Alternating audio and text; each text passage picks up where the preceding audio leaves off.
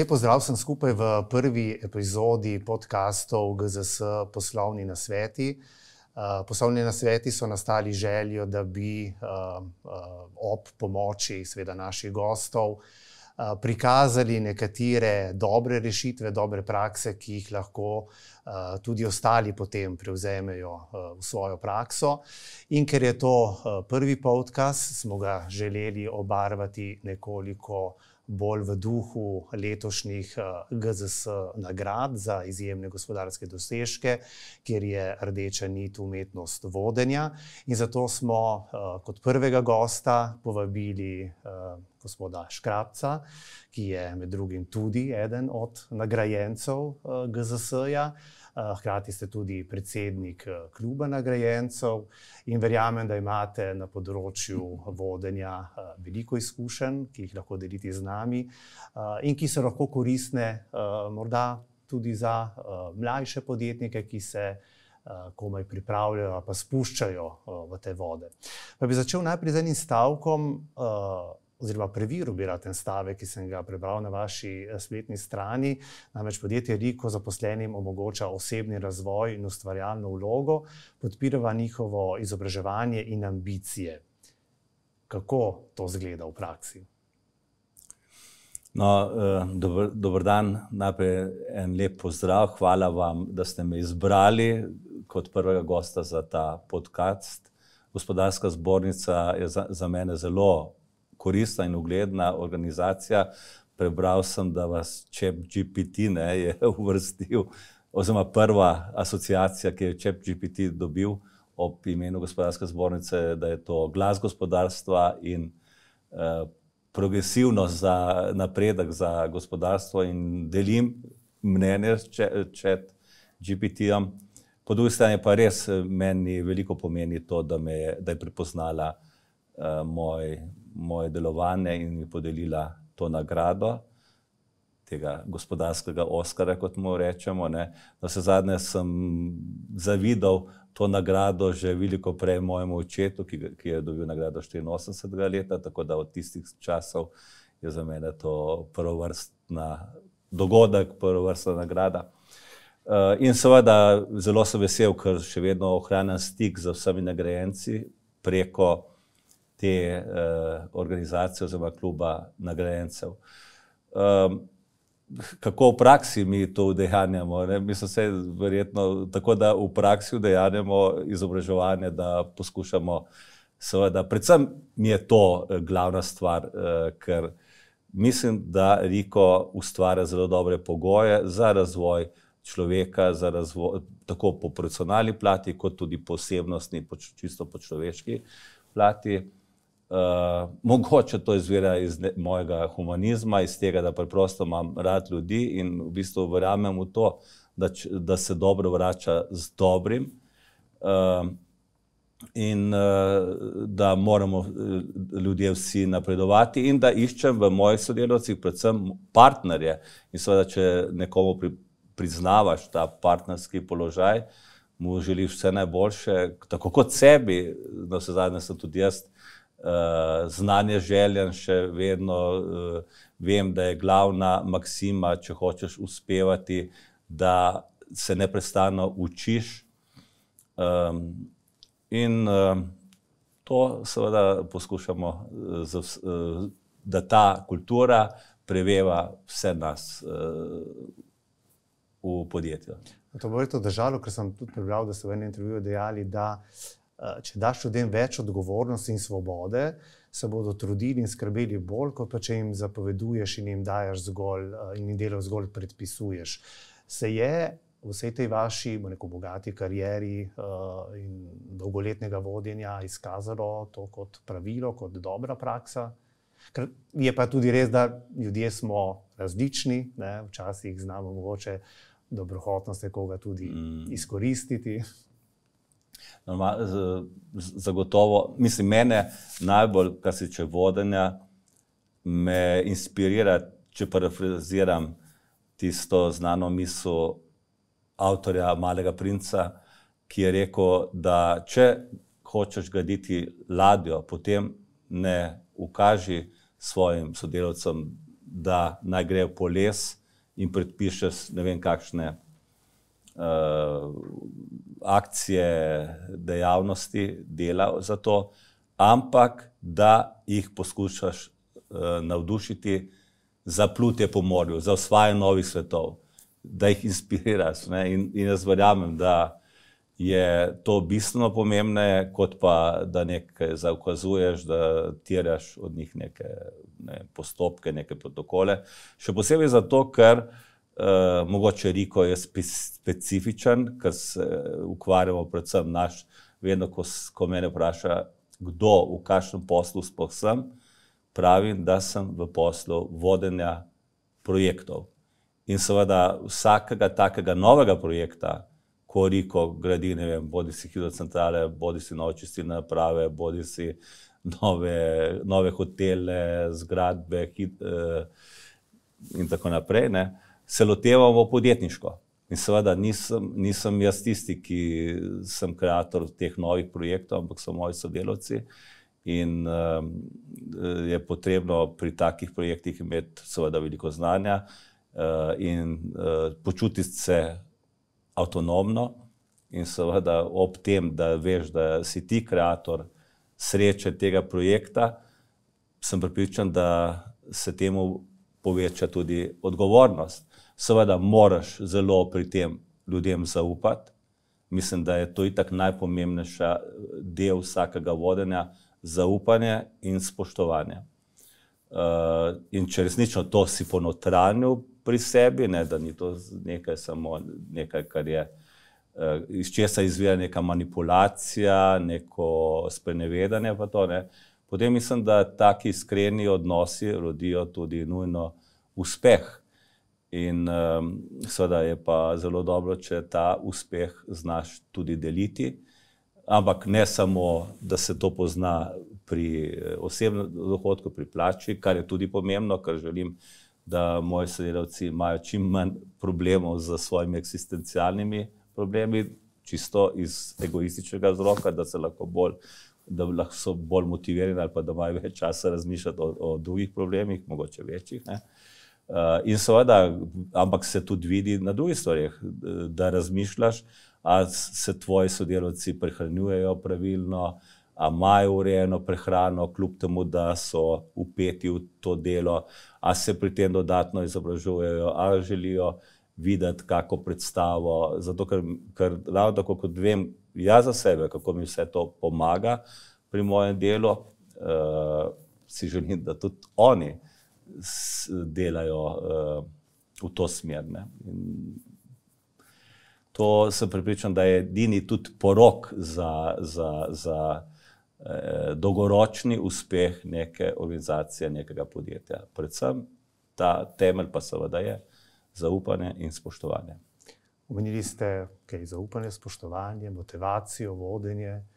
Kaj se pa zgodi v trenutku, ko recimo kdo zlorabi to zaupanje? To, bom rekel, so tudi neki pogosti momenti vodenja, ko mora voditelj znati presneto dobro odreagirati tudi zato, da na nek način pokaže pravo pot tudi ostalim sodelavcem. Ne? Se pravi, da nekoga po nepotrebnem izloča ali pa da ne gre preko neke napake, ki jo naredil in podobno. Neka doslednost, dajmo reči temu. Kako se znajdete v takih trenutkih? A veste, predvsem je ena pomembna stvar. Mislim, da v življenju ne smeš preveč vseeno resno gledati niti na sebe, niti na druge, niti na življenje. Ne? Da imaš eno tako dobro, da ne rečem cinično distanco do vsega. Vse, kar slišiš, niso neki fakti, ampak je neko mnenje in vse, kar vidiš, ni resnica, ampak samo ena perspektiva. In je dobro, da se te stvari zavedaš. In je dobro, da ne padaš, da rečem, na prvo žogo, pa da se čutiš ti neka žrtev takoj, kako me je izneveril. Ne? Ampak ravno mogoče obratno, ravno ti sebe vprašaš, kaj si pa ti naredil narobe, da je tisti mogoče zlorabil zaupanje. Ne? jaz itak vem, tudi Warren Buffett je rekel, bistveno, ko ljudi zaposluješ, je bistveno bolj pomembno njegov karakter, kot pa znanja. Ravno zato, ker do znanj bo prišel zelo hitro, če pa bo s slabim karakterom, pa z veliko inteligence, bo pa uničil toliko lažje marsikaj, ne. In vsa ta načela, ko sem jih mogoče zdaj nanizal, ne, me vodijo do tega, da sem, ne bom rekel, mislim, bistveno manjkrat razočaran, ali pa če dalje manjkrat razočaran, ne, na bazi teh izkušenj, čeprav mislim, da ni ta pravi izraz, ne, zato ker tudi ne smeš preveč pričakovati od nikogar, a veste, zato ker in tudi moraš sebe, a veste, nekaj sem prebral, sebe ocenjuješ po idealih, ne, druge pa po dejanjih. In tudi, če znaš sebe kritično na sebe kritično pogledati, je dobro, da vidiš, koliko napak pa ti narediš, koliko pa nisi ti dostikrat korekten. In to lažje relativiziraš tudi, ko ocenjuješ vedenje, dejanja nekoga drugega. To, da mislim, da je potrebno tudi pri teh stvareh imeti veliko mero potrpežljivosti, veliko mero tolerance, in to na vse zadnje, to se tudi pri družini učiš, ne, se na vse zadnje, koliko imaš vizavi otrok, vizavi, ne vem, sorodnikov in tako naprej, ne. Zakaj bi bilo pa drugače v podjetju? In vedno veliko tudi odpuščaš tam, ne greš se takoj skregati. Tako da mislim, da je to eden pomembnih vidikov, da malo odpuščaš tudi. Pa da poskušaš, da ne zgubiš upanja. In tudi nekaj se mi zdi pomembno, kako mi ocenjujemo nasploh ljudi, ne. Prvo je tisto, you will never have the second chance to make the first impression, ne. Jaz dam vsakmu možnost, da vsak dan dobivam first impression. Zato, ker me še ena maksima v mojem življenju vodi, kar je rekel Bertrand Shaw, da je najbolj korekten človek v odnosu do njega njegov krojač. Zato, ker mu vedno, kadar k njemu pride, vedno znova mira vzame. In poskušam se navaditi na to, da ljudem vsak dan na novo je miro. In tudi upam, da tudi drugi do mene se tako obnašajo, da nas ne vodijo neki predsodki že v začetku, kar smo mi slišali od drugega in obremeni s tem hodimo v odnose, ne. To je zelo dobra poanta, ki se zdaj izpostavlja. Pa me zanima, ja, to se tudi veliko družite z kolegi, ostalimi menedžerji, direktorji. Pa nasplošno se bojim, da je v družbi premalo tovrstnega razmišljanja, kot vi pravite, preveč gremo na prvo žogo, preveč na neke stereotipe, preveč pričakujemo, morda premalo si vzamemo časa za širšo sliko. Koliko je tega vašega razmišljanja po občutku v slovenskem gospodarstvu, med podjetniki, med menedžerji? No, vi poznate mogoče te naše večere na Škrabči domačiji, podobne temu vašemu podcastu, in prejšnji teden je bila naša gostja, dobitnica menedžerjeve nagrade Marta Klevišar, ki me je zelo fascinirala s svojim pristopom, s svojim menedžerstvom. Vem, eni bojo rekli, ti si inženiring, ne, pa lahko se greš to, se imaš same visoko izobražene sodelavce, pa tako naprej. No, Marta Klevišar, direktorica Adria Doma, ona zagotovo nima same inženirje med sabo, ampak sem pa čutil iz njenih pripovedi, da ima isti odnos do vseh. Tudi, mogoče, ne vem, verjetno ima tudi veliko nekvalificiranih delavcev. Tako da mislim, da to, ne glede na to, kje si, da ne bom se preveč ponavljal s tem zaupanje in spoštovanje, mislim, da je potrebno do vseh ljudi imeti enak odnos in vedeti, da smo vsi za nekaj potrebni, bolj spoštovati nekoga, ki se trudi, ki z veseljem opravlja, ne vem, tudi delo snažilke pa tako naprej, ne, ampak in to ceniti, zato ker vemo, kako je to pomembno, če dalje bolj vemo, kako je, ker nobenega več ne dobiš. Ne? In tudi to spoštovati, ne? In tudi za njo se trudi, da ima nek občutek nekega napredka, da ni kar tako tam, da vegetira ali pa da pričakujemo od nje, da ne vem, ni kaj dosti več od enega stroja ali pa od enega robota. Ne? To, da mislim, da je povsod se lahko to uveljavlja, ta princip. To sem se mi tu hotel tudi vprašati. Ne? Je seveda razlika, ne, ali vodiš, kot ste rekli, projekt ali pa projektno podjetje ali pa ne vem, neko proizvodnjo. Če sebe recimo postavite kot vodjo nekega proizvodnega obrata, se vam zdi, da bi lahko te vaše veščine uporabili tudi v tem zelo drugačnem ambientu? Mislim, da sem vam odgovoril z primerom Marte Kleviša. Jaz nisem bil že dolg časa v proizvodnji, moram priznati, in tudi vse življenje je v inženiringu. Tudi nisem nikoli razmišljal o proizvodnji, ne, zato ker ko sem študiral še kot najstnik, ne, je bil v Sloveniji na višku popularnosti, uspeha podjetje Smelt, ki se je imenovalo Engineering, Global Project Management in tako naprej. Ne.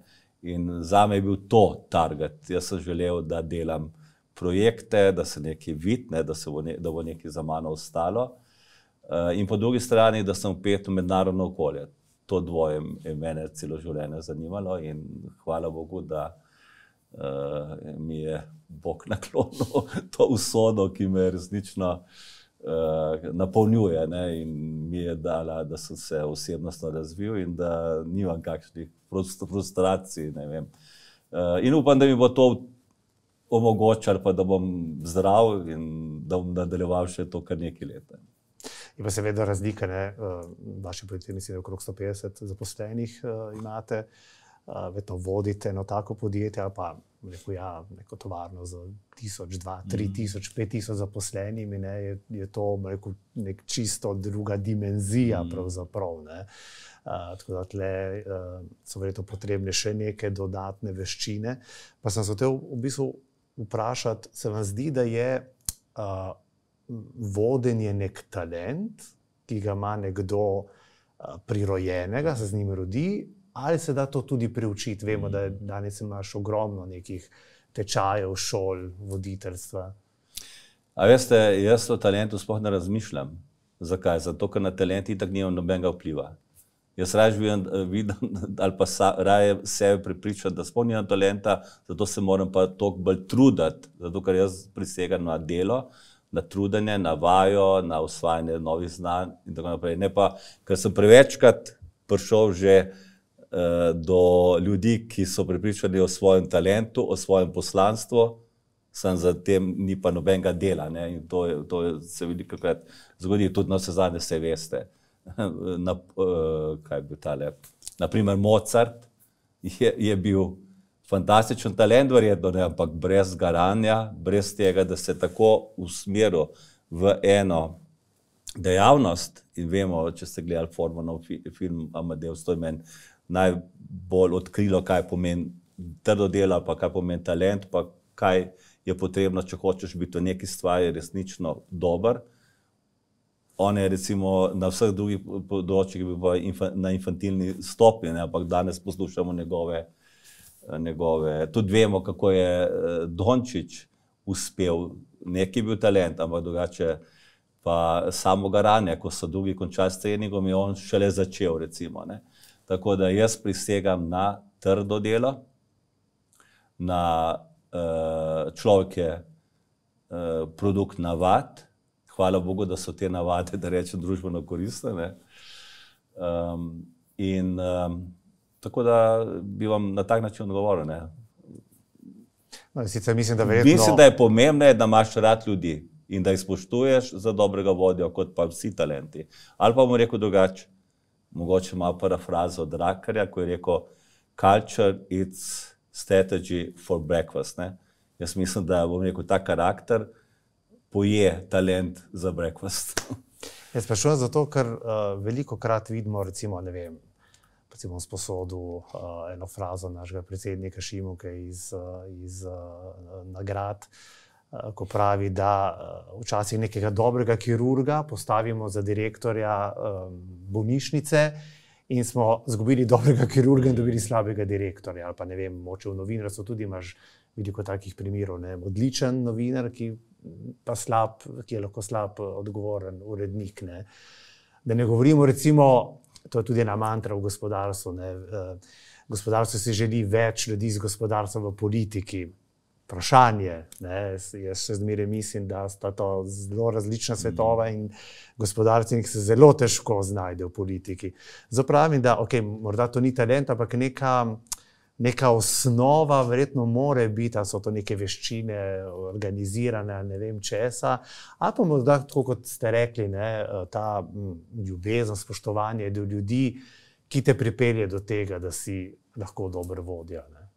No, jaz sem pripričan, da ni to samo talent. To, če date nekega kirurga pri 50 letih v politiko, ne bo on slab politik. Dobro, dopuščam, da je tudi kakšen dober. Zato, ker nima talenta, ampak zato preprosto, ker če je bil dober kirurg, ni imel časa, da bi osvojil znanje, kako se vodi država. Mislim, voditi državo, to je... Jaz imam veliko spoštovanje do voditi državo. Mislim, da je predsednik vlade najtežji poklic na svetu.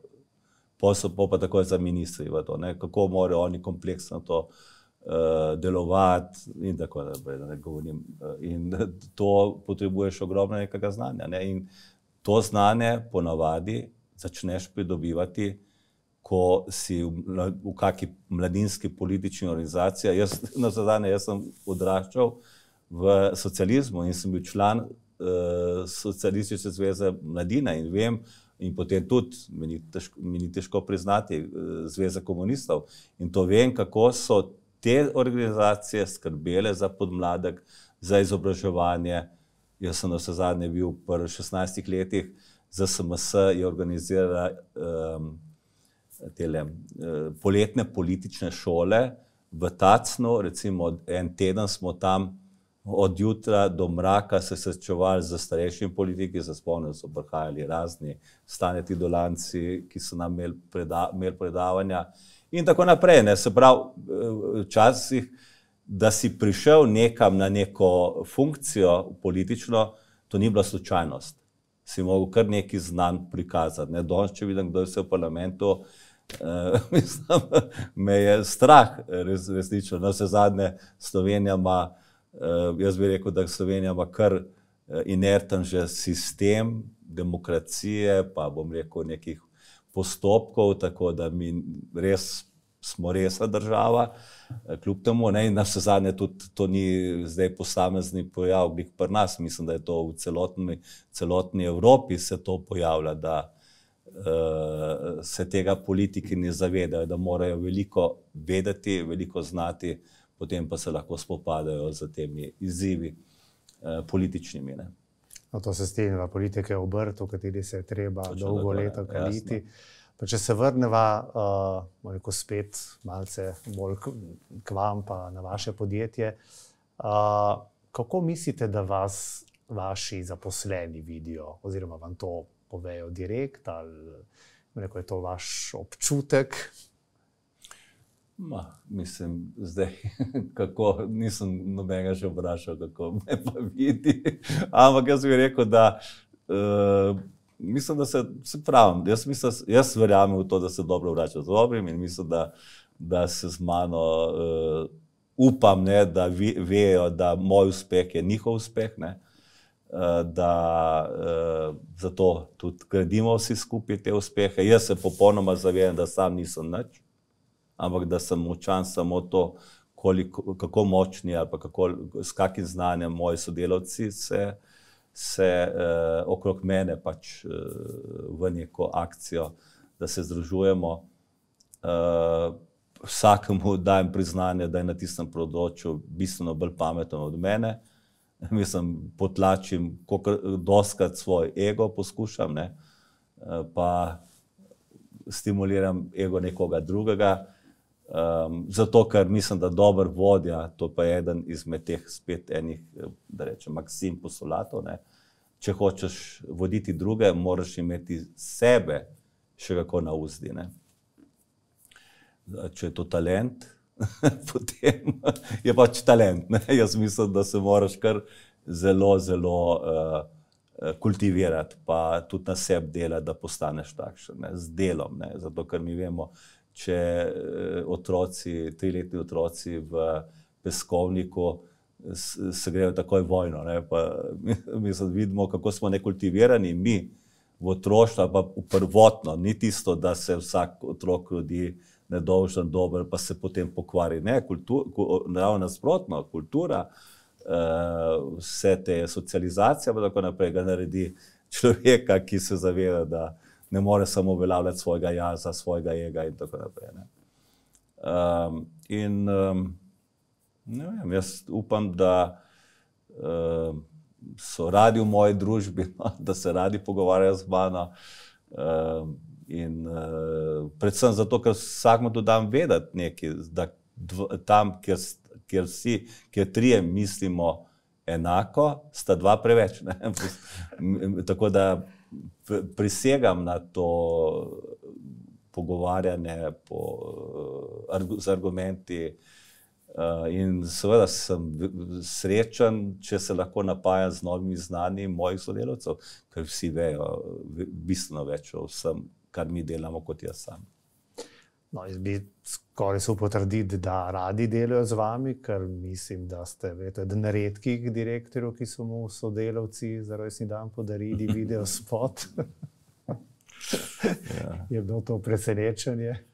Ja, vsako leto imam kako lepo presenečenje, kar se tiče mojega rojstnega dneva, ne. Ampak dobro, mislim, da so lepa presenečenja tudi sploh v podjetju za vse naše sodelavce, ne, zato ker se radi družimo ob rojstnih dnevih in imamo lepe zabave in radi praznujemo razne praznike od prižiga svečk 1. decembra oziroma lučk na jelkah, pa okrasitve poslovnih prostorov, zdaj bomo imeli malo praznovanja pomladi, pa tudi, ko naredimo kakšen pomemben milestone pri projektih. Da se zadnje jutri ravno potujem v Zadar, kjer mi smo namreč naredili v Zadru največji regijski center za ravnanje z odpadki na Hrvaškem, popolnoma avtomatiziran, kaj se z teh odpadkov se naredi. No in jutri bomo imeli prvo polnjenje, se pravi, prišli bojo 3 tovornjaki polni smeti in bomo te smeti predali procesu, potem se pa tam začnejo razni procesi, frakcij in tako naprej. Skratka, in seveda potem bomo tudi kakšen šampanjec odprli. Praznovali bomo v petek mogoče, ko bomo si vsi ogledali tale podcast. V petek namreč bomo pokazali, ker bomo imeli tak. No, to je lepo, da znate, se pravi, tudi, bom rekel, praznovati uspehe, ne, to je verjetno zelo pomembno, ker včasih, mogoče zaradi naglice, zaradi mogoče tudi premalo občutka, ne, se nam zdijo te stvari samoumevne, ne, in zelo pomembno je, kakšen odnos do tega ima voditelj, ne. No, to ste lepo besedo ste uporabili, samoumevno, ne, Angleži imajo for granted, da jemljemo stvari. To je pomembno. Nič ni samo po sebi umevno.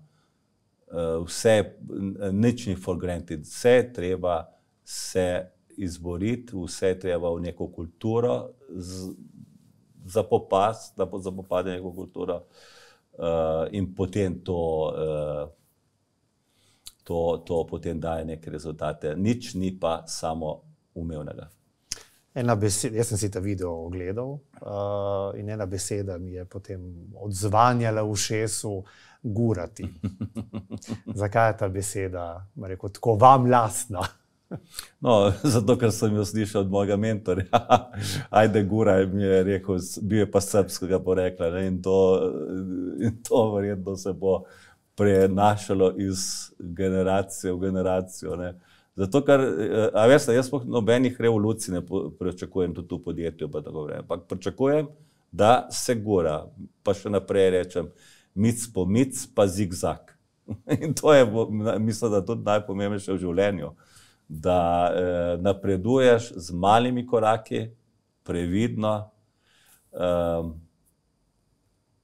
in ja, lahko vam povem, tudi zadnjič sem pa mogoče boste to pokazali tudi gledalcem, našel sem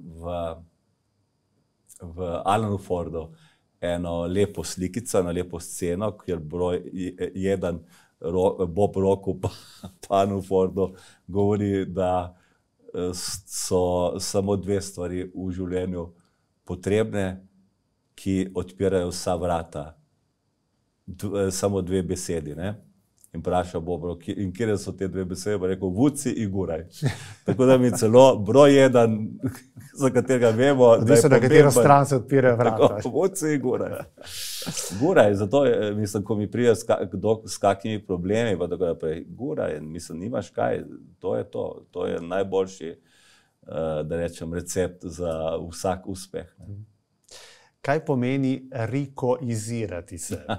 To sem se jaz enkrat spomnil v angleščini, to recorize. Let's energize, ne, let's recorize the future, karkoli že. Ne, to je ta kultura, ne, katera upam, da izžareva iz nas, ali pa da sem jo poskušal, ali pa da sem jo uspešno predstavil tudi v teh minutah najinega pogovora. In fajn je, da smo to skovali, ne, to rikoizacijo. Vi ste podjetje prevzeli od svojega očeta? Nisem prevzel. Mislim, jaz sem začel čisto iz nule, ne, da se razumemo. Moj oče ustanovil zelo dobro, vse to verjetno veliko jih ve, njegovih kolegov, on je zelo uspešno podjetje, Riko v Ribanci, proizvodno podjetje, ki je imelo velike uspehe v 80 letih v Sovjetski zvezi, ampak leta 1991 je žal to podjetje šlo v stečaj, ker je bilo, rečem, preveč odvisno od sovjetskega trga takrat. To mi je bila zelo velika šola, to spoznanje, ne? Ampak jaz sem že predtem imel sam eno, da rečem, začel sem čisto sam, ne? Imenovala se podjetje Translet, nisem bil sam lastnik, ne? Ampak potem po letu 1991, ne, ko je Riko že propadel, sem jaz pač to ime odkupil, pa blagovno znamko od stečajnega upravitelja, ne, zato ker sem hotel neko kontinuiteto. Ne. Je pa res, da mi je oče dal ogromno znanja in da mi je bil na nek način on pa ta mentor, katerega sem prej omenil, so mi bil navdih že od otroštva, tako sem vedel, kam delo in vedno sem vedel, da bom se usmeril v Rusko federacijo, oziroma v države bivše Sovjetske zveze. In to znanje, da rečem, te mehke veščine, ne, so mene potem dali tak razvoj, vplivali na moj razvoj, pa tudi nekaj prej sva govorila o kulturi.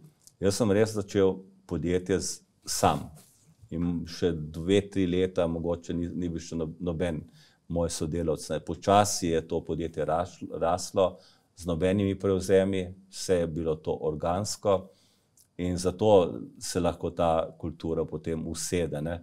Če prevzemaš podjetja, to je najtežje spreminjati kulturo, ne, in tega jaz ne želim in ne mislim do konca mojega življenja nekakšne podjetja prevzemati, ampak želim, da Riko raste organsko naprej z majhnimi koraki, ne, da se lahko potem tudi ta kultura Rika, da je rikoiziran resnično. Sem vas hotel malo napeljati na poglavje nasledništva, to je v takih družinskih podjetij zelo pomembna tematika. Že kaj razmišljate o tem? Jaz skozi razmišljam in o predhodnikih in o naslednikih. Tako da ja, razmišljam, ampak mislim, da bom, jaz res uživam v tem, kar delam. Mislim, da lahko imam kar nekaj naslednikov, ne bom rekel, da sem jih vzgojil, ne.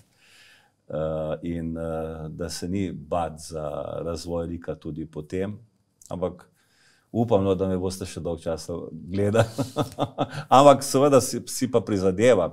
Ena izmed mojih teh maksim, da se ne bom ponavljal, je umreti moraš mlad, čim kasneje.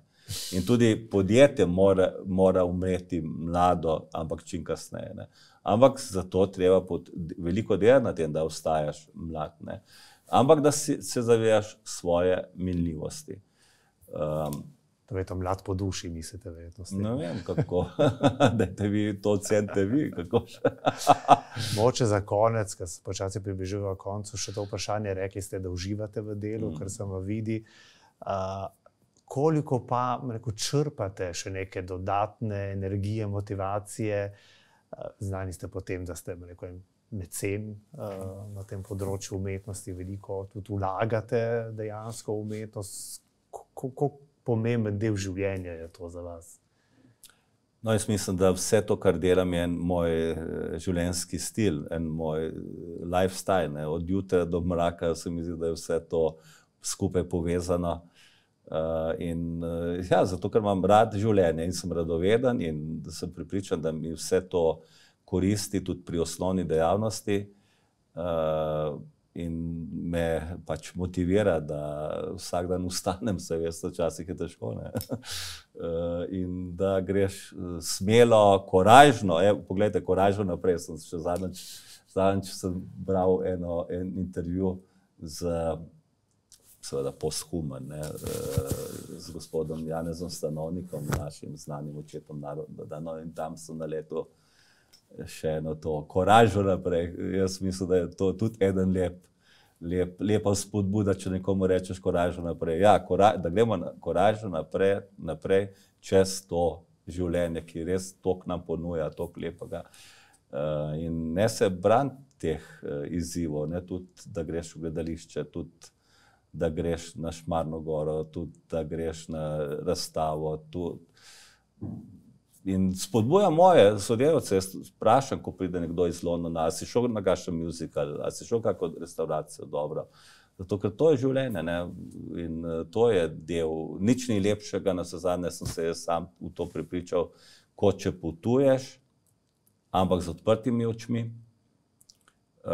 in nič ni boljša šola, če govorimo o izobraževanju. Recimo, moj sodelavec je šel od 1. decembra, pa vrnil se nekaj v začetku februarja, je šel v Azijo, ampak mi nismo nič, pa je šef kontrolinga in tako naprej, ampak nisem sploh pomislil, da bi mu kaj preprečeval. Pa če bi rekel za 3 mesece, pa za 3 mesece.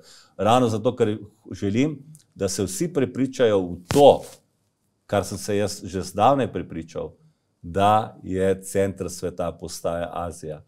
Da vidijo, kako Azija napreduje v primerjavi za našo staro Evropo, ampak to je pa že druga tema zdaj. Sem hotel ravno reči, da se odprla morda novo tematiko, ki jo bova pustila za en naslednjih podcastov. Jaz se vam iskreno zahvaljujem, da ste bili naš gost, da smo lahko z vami pravzaprav otvorili te naše GZS-jeve podcaste.